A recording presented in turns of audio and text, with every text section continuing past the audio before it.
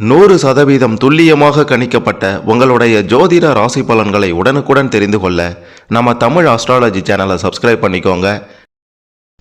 மகரம் ராசியில் பிறந்த உங்களுக்கு 21/4/2026 செவ்வாய்க்கிழமைக்குள்ளார உங்களுடைய கிரக நிலை, கிரக மாற்றம், சனி பகவான், குரு பகவானின் நிலையை பொறுத்து என்ன நடக்கப் போகின்றது, மிக மிக முக்கியமாக பெண்களால் நடக்கப் போகும் சம்பவம், அதாவது பெண்கள் விஷயத்தில் வரப்போகும் பிரச்சனை, எதை செய்யணும் செய்யக்கூடாதுன்னு தெளிவாக பார்க்க போகிறோம்.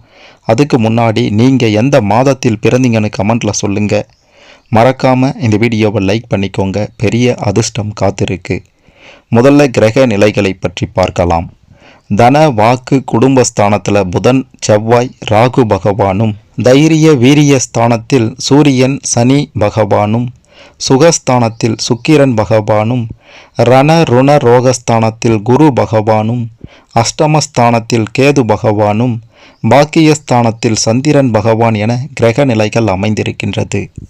இதன் காரணமாக என்ன நடக்க போகுது அப்படின்ட்டு கேட்டிங்கன்னா, தொழில் ரீதியாக, வியாபார ரீதியாக உங்களை யாராலும் அசைக்க முடியாத ஒரு நிலைக்கு செல்ல போகிறீங்க.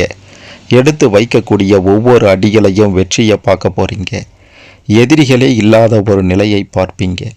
மிக பெரும் அளவிலான பணம், உங்களுக்கு பண வரவு உண்டாக போகின்றது. கொடுத்த இடத்துல உங்களுக்கு, அதாவது பணம் கொடுத்த இடத்துல இருந்து பன்மடங்கு திரும்பி வரப்போகின்றது.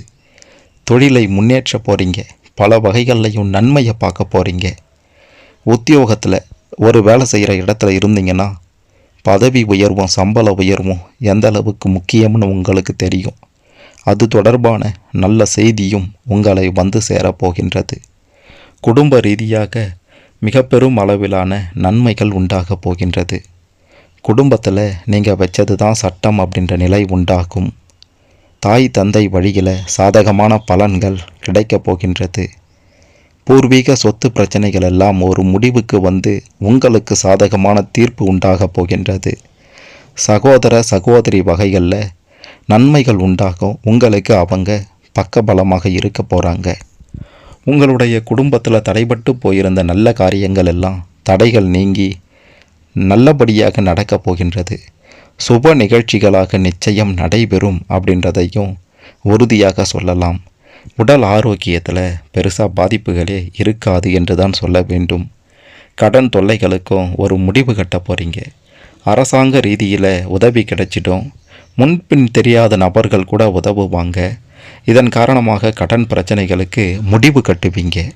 இப்படி எல்லா வகைகளையும் நன்மைகள் உண்டானாலும் பெண்கள் விஷயத்தில் கொஞ்சம் கவனமாக இருக்க வேண்டும்.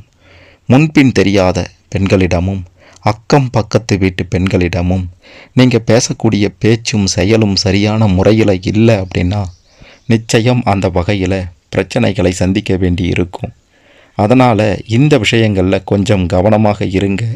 மற்றபடி பெரிய பாதிப்புகள் உங்களை வந்து அண்டாது. இந்த காலகட்டத்தில், அதாவது 21/4/2026 செவ்வாய்க்கிழமைக்குள்ளார ஏதோ ஒரு தினத்தில் முருகப்பெருமானை ஒரு 5 நிமிடம் வழிபடுங்க. எல்லாம் நன்மையில முடியும். ராஜயோகம் அடிக்கும் அப்படின்றது உறுதி.